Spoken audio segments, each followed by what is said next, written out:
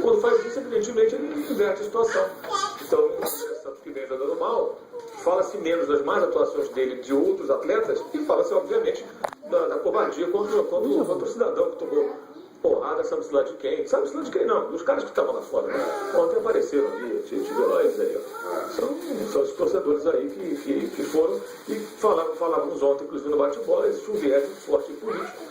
Esse grupo, essa torcida organizada, ela era muito ligada à antiga administração. A Gabriela detalhando as entranhas do relacionamento, né, que existia entre a antiga administração de Patrícia Morim e seus bloquetes com a torcida jovem do Flamengo, e todos que estavam ali, praticamente todos, usando a camisa dessa facção. E aí também xingando a diretoria, porque obviamente o que esse pessoal quer é a volta daqueles que lá estavam antes. Entre acertos e erros, né, da atual direção, as anteriores são piores. Acho que isso é discutível, né, porque erravam em campo e erravam fora dele. Né? Isso tem errado muito com relação ao futebol, em outros aspectos não.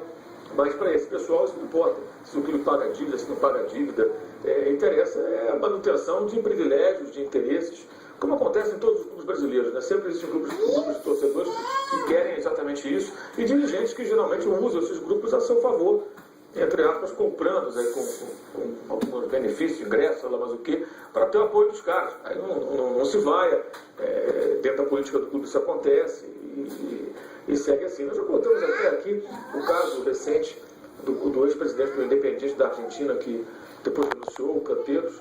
Ele era ameaçado pelas torcidas do time argentino, uma das razões que ele cortou todos os benefícios para os Barra Bravas. E foi ameaçado de morte, integrante da diretoria dele também. Então,